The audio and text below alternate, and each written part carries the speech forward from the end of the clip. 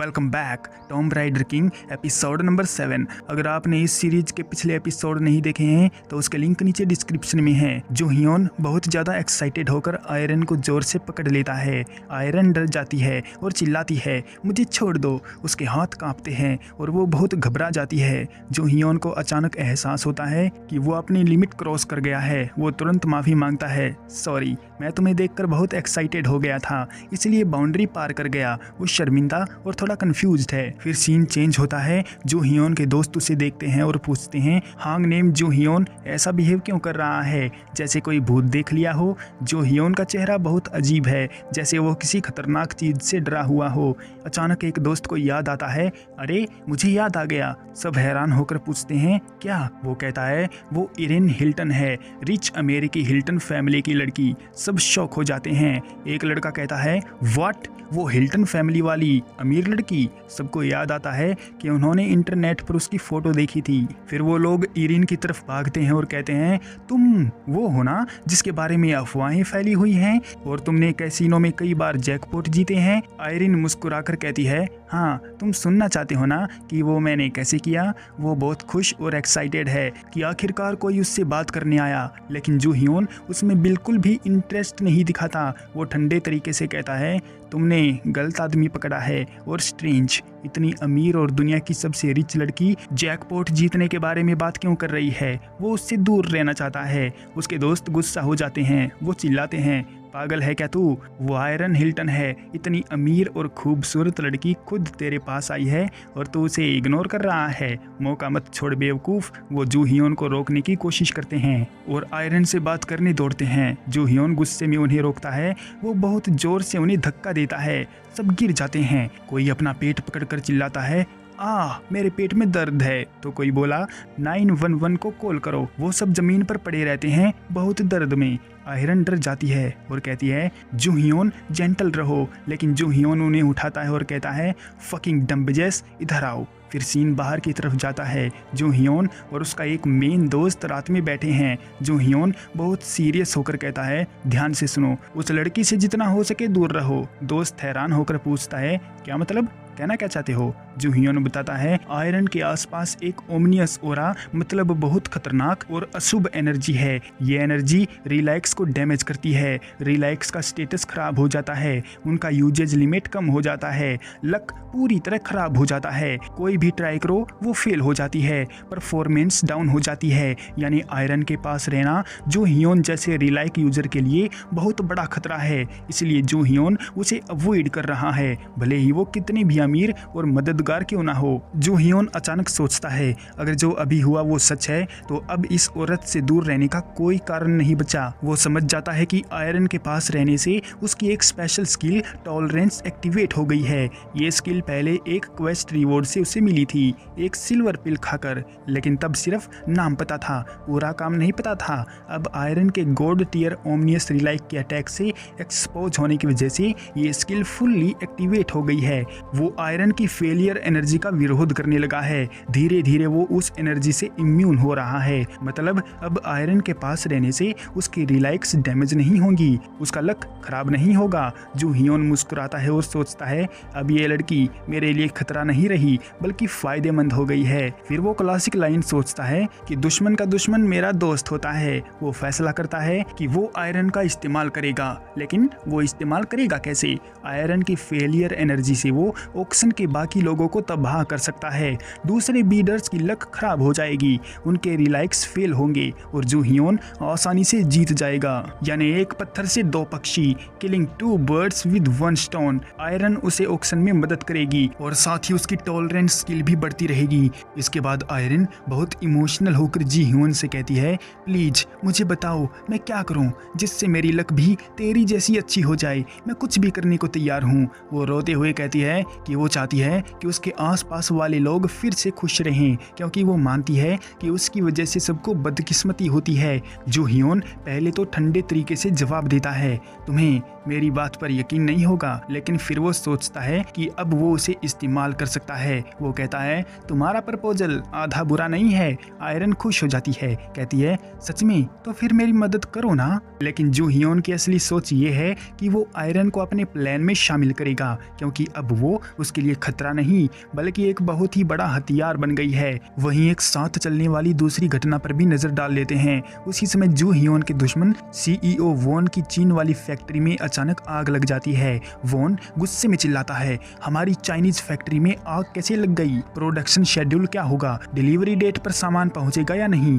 उसके आदमी डरते हुए रिपोर्ट करते हैं। जू हियोन ये सब सुनकर मुस्कुराता है, क्योंकि उसे पता है कि ये इरेन की फेलियर एनर्जी का असर है। जू हियोन ने अब फैसला कर लिया है कि आयरन की फेलियर बैड लक वाली एनर्जी अब उसके लिए खतरा नहीं रही, क्योंकि उसका स्किल एक्टिवेट हो गया है। इसलिए वो इरेन से दूर रहने के बजाय उसे इस्तेमाल करने का प्लान बना रहा है। वो इरेन से बात करता है और बहुत स्मार्ट तरीके से कहता है गुड लक हासिल करना बहुत मुश्किल काम है, ये आसानी से नहीं होता। इरेन तुरंत ही सहमत हो जाती है। हाँ, मुझे अच्छे से पता है। वो बहुत एक्साइटेड है कि आखिरकार कोई उसकी बात समझ रहा है। फिर जू हियोन अपना असली प्लान निकालता है। वो कहता है मुझे बहुत जल्दी एक ऑक्शन में जाना है। आयरन हैरान होती है, लेकिन जू हियोन मुस्कुराते हुए पूछता है अगर तुम्हें कोई एतराज ना हो तो क्या तुम मेरे साथ ऑक्शन में चलना चाहोगी? आयरन थोड़ी घबराती है और सोचती है एंट्रेंस टिकट बहुत महंगा होता है। वो कहती है अगर तुम्हें बुरा ना लगे तो मैं नहीं चलूंगी,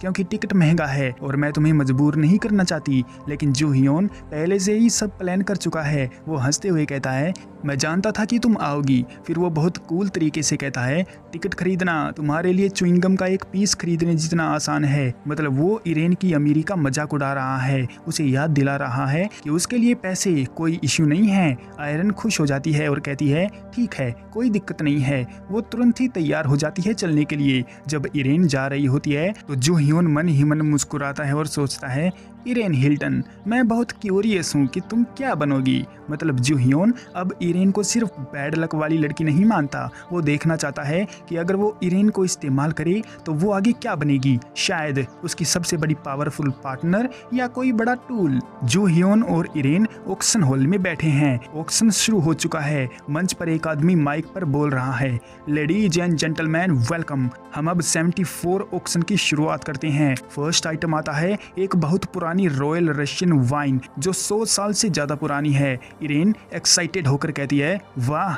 ये बहुत खास लग रही है, क्या तुम इसके लिए बीड नहीं करोगे? जू हियोन मुस्कुराता है और कहता है नहीं, जो चीज़ें मुझे चाहिए वो ऑक्शन के दूसरे हाफ में आएंगी। पहले वाले आइटम्स में मुझे कोई भी इंटरेस्ट नहीं है। लेकिन असली खेल अब शुरू होता है। इरेन की फेलियर रिलाइक का असर शुरू होने लगता है। जू हियोन ने इरेन को जानबूझकर साथ बुलाया था। जैसे ही वो दोनों हॉल में बैठते हैं, इरेन की गॉड ऑफ फेलियर वाला ओमनियस ऑरा फैलने लगता है। सिर्फ 3 मिनट में ही ऑक्शन में मौजूद ज्यादातर लोग अचानक उठकर बाहर जाने लगते हैं। उनके साथ अजीबोगरीब बैड लक होने लगते हैं। किसी का फोन गिर जाता है और टूट जाता है, किसी की जेब से पैसे गिर जाते हैं, किसी को अचानक सिर दर्द होने लगता है तो किसी की कार बाहर खराब हो जाती है, किसी की बिजनेस डील कैंसिल हो जाती है। ऑक्शन अटेंडेज की संख्या 2 गुनी से तेजी से घट जाती है। लोग चिल्लाते हुए कहते हैं क्या ये भूकंप है? अरे कुछ गड़बड़ है, और ये कहते हुए वहां से भाग जाते हैं। जो हियोन अंदर से मुस्कुराता है, वो सोचता है परफेक्ट, इरेन की वजह से बाकी बीडर्स की लक खराब हो रही है, अब बाकी आइटम्स सस्ते में मिल जाएंगे। जो हियोन इरेन को देखकर सोचता है ये लड़की सच में गॉड ऑफ फेलियर है, लेकिन पहले जैसी नहीं लग रही। पहले तो लगता था वो सब कुछ जानबूझकर करती है, लेकिन अब वो सच में अनजान लग रही है। फिर वो और गहराई से सोचता है शायद उसका रिलाइक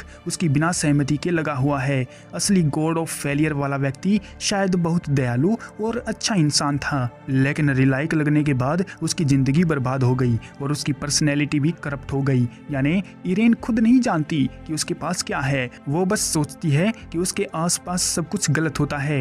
इरेन जो हियोन से खुश होती है, वो कहती है तुमने मेरी बात सुनी और यकीन किया, इसके लिए मैं बहुत बहुत शुक्रगुजार हूँ। इतने दिनों बाद किसी ने मेरी बात मानी है, मैं बहुत अच्छा महसूस कर रही हूँ। जो हियोन ठंडे से कहता है ये कोई बड़ी बात नहीं है, लेकिन अंदर से वो सोचता है ये लड़की सच में इनोसेंट है। है। फिर अचानक से कहानी में बड़ा ट्विस्ट आता है, रिलाइक का कंट्रोल खोना। जो हियोन की खुशी ज्यादा होने लगती है क्योंकि प्लान काम कर रहा है। जैसे ही उसका मूड अच्छा होता है, इरेन की रिलाइक का ऑरा और ज्यादा तेज हो जाता है। रिलाइक की एनर्जी 1 किलोमीटर तक फैल जाती है। जो हियोन के पास वाली रिलाइक्स को क्रिटिकल डैमेज होने लगता है। जो हियोन के रिलाइक्स चिल्लाने लगते हैं, मास्टर मैं टूट रहा हूँ, कुछ करो। अरे ये क्या कर रहे हो मास्टर। जो हियोन घबरा जाता है।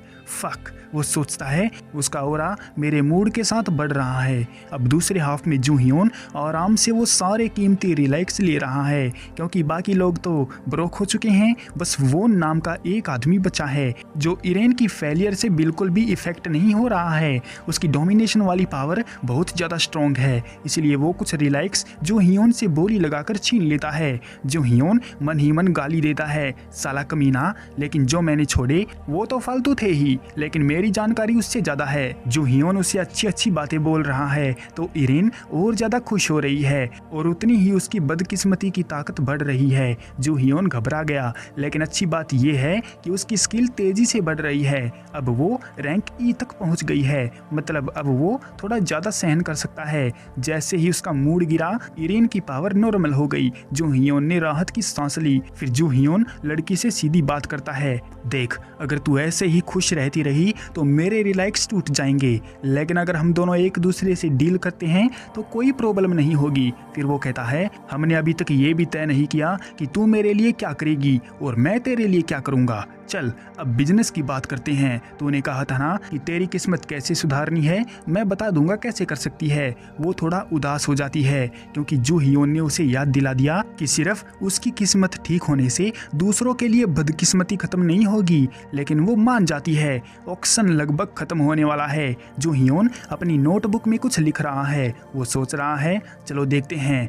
हमूराबी का कोड, शेक्सपियर का पेन, मैरी एंटोइनेट का नेकलेस, ये सब मिल गए, लेकिन वो गोल्ड टियर रिलाइक जो भविष्यवाणी में बताया गया था वो अभी तक नहीं दिखा। फिर वो सोचता है ऑक्शन अब खत्म होने वाला है, कुछ अजीब लग रहा है। इरेन थोड़ी इरिटेट होकर कहती है, तो क्या ट्रेड कर रहे हो या नहीं, बस इधर उधर की बातें कर रहे हो, सीधे बोलो ना। जो हियोन हंसते हुए कहता है, अरे सॉरी, बस थोड़ा सोच रहा था।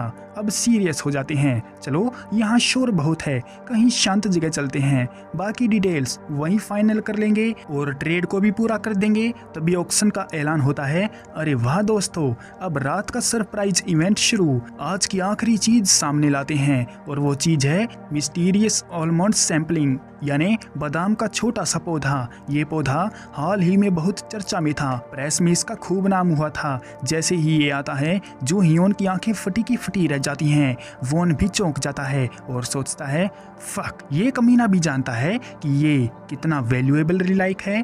पौधे की असली कहानी जो हियोन की यादों में बताई जाती है। ये पौधा कोई साधारण प्लांट नहीं है, ये किन शी हुआंग जो चीन के पहले राजा हुआ करते थे उसका इलाज करने वाला एलेक्सियर प्लांट है, यानी अमरता का पेड़। सम्राट ने पूरे देश में ढूंढवाया था अमर होने का तरीका और आखिरकार ये पौधा मिला था। ये गोल्ड टियर रिलाइक है और वो हीलिंग टाइप, मतलब बीमारियों से बचाता है, शरीर को ठीक करता है। लेकिन असली बात तो ये है कि पहली जिंदगी में ये पौधा वोन के पास था। जो हियोन की बॉडी रिलाइक्स की खतरनाक एनर्जी से बीमार पड़ गई थी। वो इतना कमजोर हो गया था कि जीने के लिए इस पौधे के फल पर डिपेंड हो गया। वोन ने उसे फल देकर कंट्रोल में रखा, पैसे की जगह फल दिया और जो हियोन को अपना गुलाम बनाकर रखा। जो हियोन सोचता है, साला हरामी, इस बार अगर ये इसके हाथ लग गया तो मेरी नई जिंदगी भी पुरानी वाली जिंदगी से भी ज्यादा बर्बाद हो जाएगी। इसलिए जो हियोन तुरंत ही हाथ उठाता है, कहता है मुझे ये चाहिए किसी भी कीमत पर। फिर ऑक्शन शुरू होता है। ऑक्शनियर बोलता है, ये फल स्पर्म बढ़ाता है, ताकत देता है। जो हियोन का मुंह खुला रह जाता है, क्या बकवास है वीर्य, अरे ये तो शर्मनाक है। इरीन भी शौक में हाथ मुंह पर रखकर हंसने लगती है। फिर बोली शुरू होती है, $2 मिलियन, 3 मिलियन, 4 मिलियन और फिर 5 मिलियन। इसी तरह वो बढ़ती जाती है। वोन भी जोर शोर से बोली लगा रहा है। जो हियोन मन में सोच रहा है, इस बार ये मेरे पास आएगा किसी भी हाल में। वहाँ पर बोली का तूफान आ जाता है। ऑक्शन में बादाम का वो छोटा पौधा जो कि एलेक्सियर प्लांट है, उसके लिए बोली शुरू हो गई है। शुरू में 2 मिलियन से चालू हुई वो बोली 5 मिलियन तक पहुँच गई है। फिर जो हियोन ने 5 मिलियन 5,000 लगाया तो इसके बदले में वोन ने तुरंत ही 8 मिलियन कर दिया। जो हियोन चौंक गया, वो रुक गया, लेकिन इतनी जल्दी? फिर अचानक कोई और आदमी जो कि वॉन का असिस्टेंट लगता है खड़ा होकर चिल्लाया, $10 मिलियन, यानी $1 करोड़।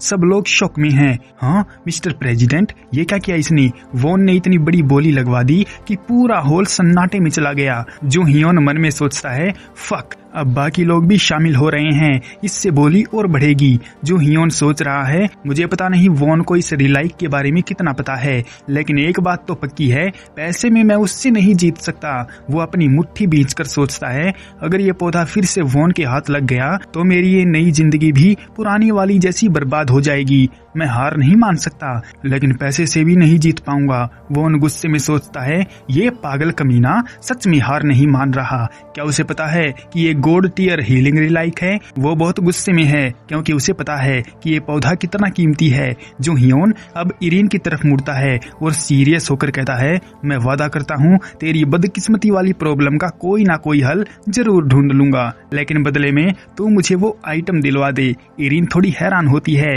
लेकिन जो हियोन कहता है, चल अभी ट्रेड शुरू करते हैं, हम दोनों एक दूसरे की जरूरतें पूरी करेंगे। मैं तेरी मदद करूंगा, तुम मेरी मदद करना। कैसा लगा प्लान? इरीन मुस्कुराकर कहती है, सुनने में तो अच्छा लग रहा है। फिर जो हियोन कॉन्फिडेंट होकर कहता है, पैसे की बात आए तो मैं हार नहीं मानता। इसी के साथ ये एपिसोड यहीं पर एंड करते हैं। फिलहाल के लिए इस एपिसोड में इतना ही। मिलते हैं अगले एपिसोड में, तब तक के लिए सायोनारा।